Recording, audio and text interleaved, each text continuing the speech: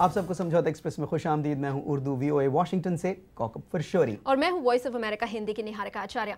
आज के समझौता एक्सप्रेस में हम बात करेंगे farmer senior BJP leader Jaswant Singh की मोहम्मद अली जिन्ना इंडिया और पार्टीशन पर लिखी गई किताब को लेकर जो कंट्रोवर्सी बनी हुई है उस पर हम चर्चा करेंगे। उनको पार्टी से एक्सपेल तो कर दिया गया है, लेकिन कौकब हम ये जानना चाह रहे हैं कि इस पूरे कंट्रोवर्सी से दोनों देश क्या कुछ सीख पाएंगे। बिल्कुल निहारिका। और नाज़रीन, हम हिस्ट्री में नहीं जाएंगे, हम ये जानने की कोशिश नहीं करेंगे कि उस वक्त कौन सही था कौन गलत था या आज कौन सही और कौन गलत है, बल्कि हम ये कोशिश करेंगे कि किस तरह से वो बालिग नज़री पैदा की जाए, वो माहौल पैदा किया जाए जिसमें इस किस्म के वाक़यात ना हो कि एक किताब लिखने की वजह से किसी को पार्टी से निकाल दिया जाए, बल्कि डिबेट होनी चाहिए इस किस्म की चीज़ों पर। इस किताब की जैसे ही खबर आई, जाहिर सी बात है मीडिया में तो इसको बहुत ही टाइम, बहुत ही पब्लिसिटी एक तरह से मिली है, लेकिन अगर आप इंडिया के बारे में बात करें तो वहाँ पर देखा जा रहा है कि सिर्फ बीजेपी के अंदर ही नहीं, कुछ सीनियर बीजेपी लीडर्स इस एक्सपल्शन के खिलाफ है, लेकिन एक डायलॉग, एक इंटेलेक्चुअल डिबेट का माहौल बनकर सामने आया है। डिस्कशन चल रही है पूरे देश में और इसी सिलसिले में हमने बात की टाइम्स ऑफ इंडिया अखबार के वॉशिंगटन ब्यूरो चीफ चिदानंद राजखट्टा से। चिदानंद ने अभी किताब तो नहीं पढ़ी है, वो ये कहना चाह रहे हैं, लेकिन एक्सर्प्ट जरूर पढ़ें। आइए उन्हीं से सुनते हैं किस तरह का माहौल बना है इंडिया में। ये तो सिर्फ मीडिया और भारत में बीजेपी की सियासत की वजह से इतना बड़ा इशू बन गया है, वरना ये नए सवाल नहीं। जसवंत सिंह ने कुछ नया नहीं लिखा, मैं बिल्कुल हैरान नहीं हुआ। ये हकायक तो सबको मालूम थे, उन्होंने इन हकायक को एक नई नज़र से देखा है। सियासत एक तरफ, इसने भारत में एक सेहतमंद बहस को जन्म दिया है।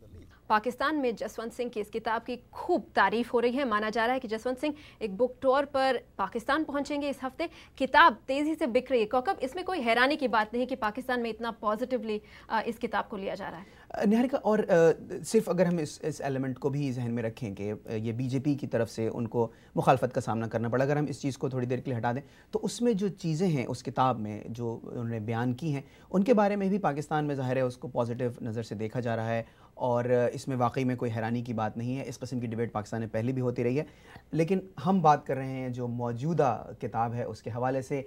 और हमने बात की यहाँ वाशिंगटन में मौजूद पाकिस्तानी एनालिस्ट सादक़ैन मिर्ज़ा से। आइए सुनते हैं कि उनका इस किताब और इस पूरी डिबेट के बारे में क्या कहना है। जो सारे इख्तलाफात हैं वो हिस्टोरिकल फैक्ट्स को डिस्प्यूट नहीं करते। सबको पता है पाकिस्तान बना, सबको पता है हिंदुस्तान आज़ाद हुआ, लेकिन उसके पीछे क्या अवामिल व मुहर्रिकात थे, ये सारी बहस उसके ऊपर है। ये किताब उसी सिलसिले की एक कड़ी है और किताब चूँकि वो मुतनाज़े है, लिहाजा मैं समझता हूँ कि हिंदुस्तान के केस में वो ज़्यादा मुतनाज़ है। पाकिस्तान के केस में ज़ाहिर है ये एक कहना चाहिए एक ब्रेथ ऑफ फ्रेश एयर जिसको कहते हैं वो है।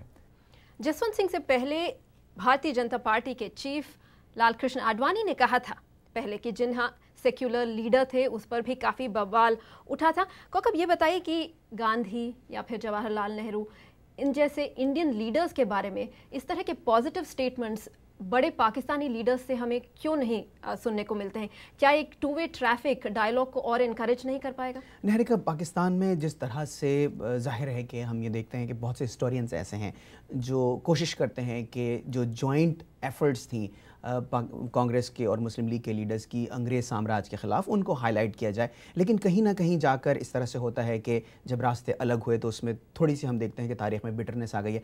लीडर्स की जानिब से नहीं, हाँ, लेकिन हिस्टोरियंस ज़रूर कॉन्टेक्स्ट में चीज़ों को रखने की कोशिश करते हैं और ज़ाहिर है कि ये एक ऑन गोइंग प्रोसेस है जो कि हम देखेंगे कि आगे बढ़ता रहेगा। ऑन गोइंग प्रोसेस है और काफ़ी लोग आज के दौर में ये मानने लगे हैं कि इंडिया और पाकिस्तान नेबर्स हैं। उस बात को एक्सेप्ट करके आगे बढ़ना चाहिए और जो भी मौका मिले डायलॉग के लिए उसे खोना नहीं चाहिए, और ऐसा ही कुछ चिदानंद राजखट्टा कह रहे हैं। आइए उनकी बात सुनते हैं। जैसा कि मैंने कहा, हम बहुत सी दीवारें गिरा रहे हैं। हम अक्सर इक्तिसादी और तजारती रवाबत की बात करते हैं, जहनी रुकावटें भी गिराने की ज़रूरत है। हम क्यों दोनों इतराफ़ पर अपने ज़हनों में ज़हर आलूदा तारीख़ी दास्तानें लेकर आगे चलें? तकसीम हिंद के वक्त बहुत खून खराबा हुआ था, मगर वो 60-70 साल पहले था। माजी से सबक सीखकर हमें आगे बढ़ना होगा। सादक़ैन से हमने इसी वाले से बात की, यानी वे फॉरवर्ड की बात की, हिस्ट्री को एक ऑब्जेक्टिव तरीके से देखने की बात की। आइए सुनते हैं उनका क्या कहना है इस बारे में। पैरेलल हिस्टोरिकल नैरेटिव्स, यानी कि मुतवाज़ी जो तारीख़ी हकीकतें उनको सामने रखते हुए भी क्या हम अपने इन डिफरेंसेस को ब्रिज कर सकते हैं कि नहीं। बहुत मुश्किल है कि कोई एक नैरेटिव उसमें डेवलप हो सके।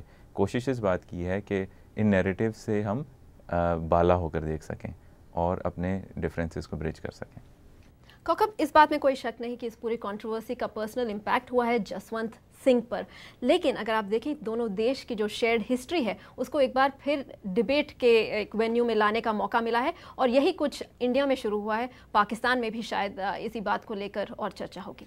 बिल्कुल निहारिका, और ये एक हेल्थी डिबेट है क्योंकि देखना वही जो हम पहले बात कर रहे थे कि 47 से पहले दोनों का एक कॉमन ऑब्जेक्टिव था और वो था अंग्रेज़ साम्राज्य के ख़िलाफ़ जिद्दोजहद करना। ज़ाहिर है पॉलिटिकल शेनानिगन्स इस किस्म के होते हैं कि कुछ डिफरेंसेस क्रिएट हो जाते हैं, लेकिन इसका ये मतलब नहीं है कि हम हिस्ट्री में ही फंसे रहें। और हमारा आज का समझौता एक्सप्रेस यहीं पर ख़त्म होता है। अगले हफ्ते किसी और मौजू के साथ कौकब और निहारिका फिर हाजिर होंगे।